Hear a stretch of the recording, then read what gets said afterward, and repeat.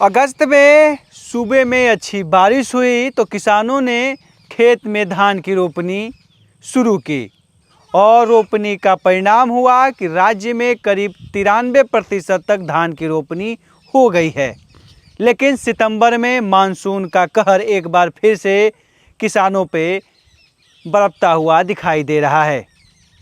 मौसम विभाग ने कहा है कि सितंबर में अच्छे बारिश के अनुमान नहीं है, तो वहीं अल नीनो का प्रभाव इस सितंबर से देखने को मिल सकता है।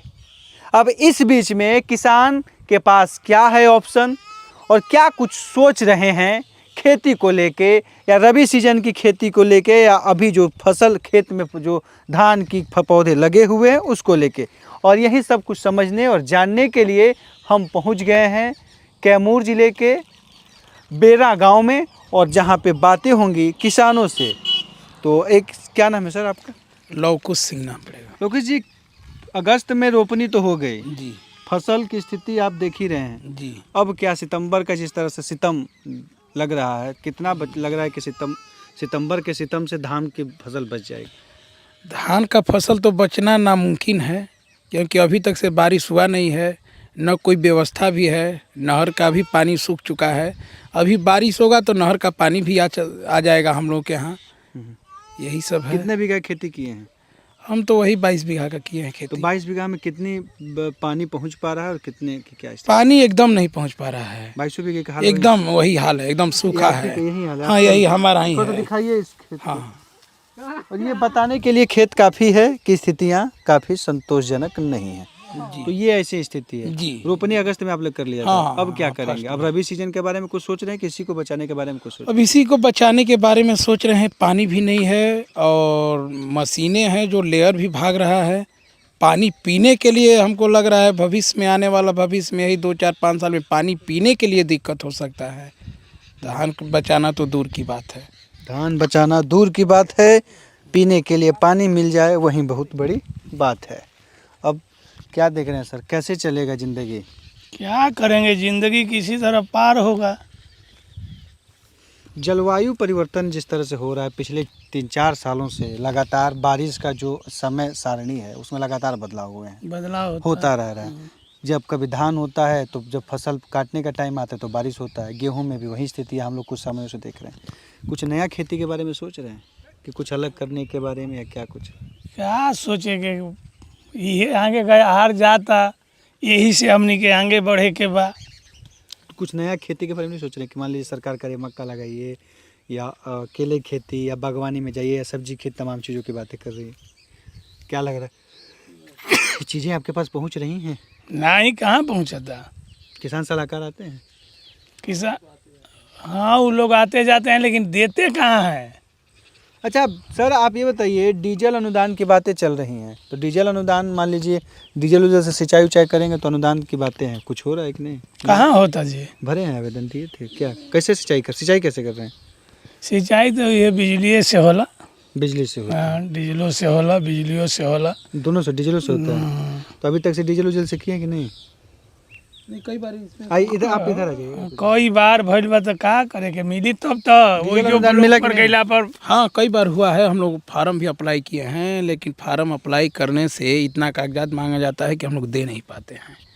अब उनको चाहिए करंट पर्ची, रसीद लाइए तो उनको लाइए। चाहिए पेट्रोल का, डीजल का पर्ची चाहिए करेंट, जो कि पेट्रोल पंप के यहाँ हम लोग जाएंगे तो वो अलग ही पैसा मांगेगा।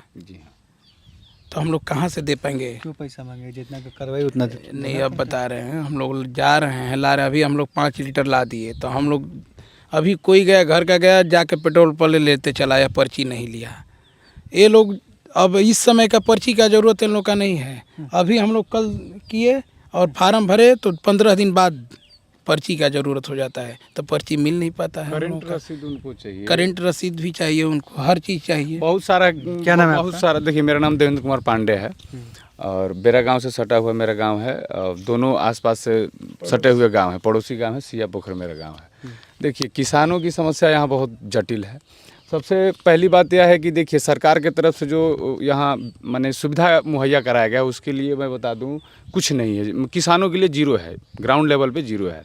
पहली चीज़ एक नहर हमारे बाप दादाओं के समय से खुदाई हुई है, उसकी हमको लगता है कि मेरे याद में तो सफाई भी नहीं हुआ है, बकिया छोड़ दीजिए। और ये जो गांव है, दोनों गांव, यही 2 गांव नहीं है, कोढ़ी मेला पंचायत के कम से कम ऐसे 10 गांव इस नहर के मतलब लास्ट में पड़ते हैं, जहाँ की पानी कभी भी समय से नहीं मिल पाता है। और कभी पानी नहर में आता है तो इतना ज़्यादा आ जाता है कि उससे भी किसान को नुकसान होता है। प्रॉपरली इन दोनों गाँवों के लिए मैं आपको बता दूँ, खेत में पानी और कितना एकड़ का है दोनों गाँव? देखिए दोनों का मिला करके 5800 बीघे का कम से कम रकबा आपको आएगा, बेर्रा और सिया पोखर का मिला करके। कोढ़ी मेला पंचायत जी हाँ, और बगल में नदी है। 2 गांव का मैं बता रहा हूँ सिर्फ, कोढ़ी मेला पंचायत के अंतर्गत सिया पोखर और बेर्रा गांव की। हाँ, बगल में नदी है। कभी कभी डैम वहाँ खुल जाता है, ज़्यादा पानी हो जाता है तो बाढ़ से भी किसानों का यहाँ से जो फसल है वो चला जाता है। जी हाँ, दुर्गावती नदी। और यहाँ पानी कभी भी समय से नहीं मिलता है। किसान जो भी यहाँ उपजाता है फसल अपनी मेहनत से, और सरकार की देखिए कोई सुविधा यहाँ नहीं मिलता है। सरकार या चीज़ें, जलवायु परिवर्तन हो रही है, मौसम चेंज हो रहा है, बारिश का समय साइन नहीं बदला, मैं बार बार वही चीज़ बोल रहा हूँ। तो कुछ आप लोग के भी प्लान दिमाग में चल रहा है कि बदलना पड़ेगा, धान के साथ, धान के अलावा कुछ अलग दूसरे वैकल्पिक फसलों के बारे में सोचना पड़ेगा? तो कुछ वैसा है नहीं, अभी इसी को बचाने में हम लोग लगे हैं। ये ऐसा ही होगा तो करना ही पड़ेगा, करना पड़ेगा। ऐसा होगा तो सर, फसल उसके परिवर्तन लिए भी करना आपको कम से कम कुछ ट्रेनिंग वगैरह वगैरह किसान को उसके बारे में बताना पड़ेगा, जागृत करना पड़ेगा। उसके लिए आपको पहले सरकार को आगे आना होगा। देखिए आज की जो मौजूदा सरकार है वो किसान पे, तो मैं बिहार सरकार की बात कर रहा हूँ, किसान के ऊपर उनका अभी इन 3 महीनों में तो बिल्कुल ही ध्यान नहीं है कि किसान कहाँ जा रहा है। सब्सिडी की बातें करिए, अनुदान कुछ दे रहे नहीं, हैं। कोई बात नहीं है उनका, तो बात सिर्फ दिल्ली में लगा हुआ है कि कैसे पक्ष और विपक्ष में माने कौन ऊपर कौन नीचे। इसमें किसान के ऊपर बिहार सरकार का कोई अभी नया स्टेटमेंट आया है। अभी देखिए बारिश नहीं हो रहा है लगभग 1 महीना से, इसके ऊपर बिहार के कोई नेता, कोई बड़े नेता या छोटे नेता, विधायक हो गए, सांसद हो गए, किसी का कोई मतलब नहीं दौरा हो रहा है, नहीं कोई स्टेटमेंट आ रहा है, नहीं पेपर के अधिकारी सर घूम रहे हैं आप लोग के यहाँ कृषि विभाग के? कोई अधिकारी नहीं आता जाता है, कृषि विभाग का कोई नहीं। देखिए ब्लॉक में अगर हम अपना मिट्टी भी लेके जाते हैं जांच कराने के लिए, तो वो भी हमारा महज सरल सुविधा में नहीं हो पाता है। तो इनकी जीवन की गाड़ी तभी चलेगी आपकी जब ये संपन्न होंगे। तो इनकी संपन्नता के लिए सरकार को एक बार फिर से सोचने की पड़ेगी। लेकिन बिहार सरकार जो अपने विभागीय दावे और कई तरह की योजनाओं की बातें कर रही हैं, जिसमें से डीजल अनुदान की बातें हो रही हैं, साथ ही साथ और भी कई तरह की योजनाओं की सरकार बात कर रही है, जिनमें से वैकल्पिक फसल की खेती के बारे में कह रही है कि आप धान, जहाँ पे सिंचाई की बेहतर सुविधा नहीं है वहाँ पे मोटे अनाज की खेती करिए, चाहे मक्का की करिए, चाहे अन्य फसलों की करिए। ऐसे तमाम तरह की सरकार बातें कर रही हैं, लेकिन सरकार की बातें और किसानों की बातों में जो अंतर है वो काफ़ी बहुत बड़ा है। अब इस अंतर को कैसे सरकार और किसान भरपाई कर पाएंगे वो देखने वाली बात होगी। लेकिन किसान तक और किसान तक की पूरी टीम किसानों की बातें लगातार पहुंचाती रहेगी, और इसके लिए हम हर रोज़ पहुंचेंगे किसी न किसी गांव में, जानेंगे वहां की मूलभूत ज़रूरतें, समस्या और सब कुछ। तो खेती, कृषि और पशुपालन और ग्रामीण क्षेत्र की तमाम बड़ी खबरों के लिए देखते रहिए किसान तक। नमस्कार। अगर ये वीडियो आपको पसंद आया है तो इसे लाइक ज़रूर करें।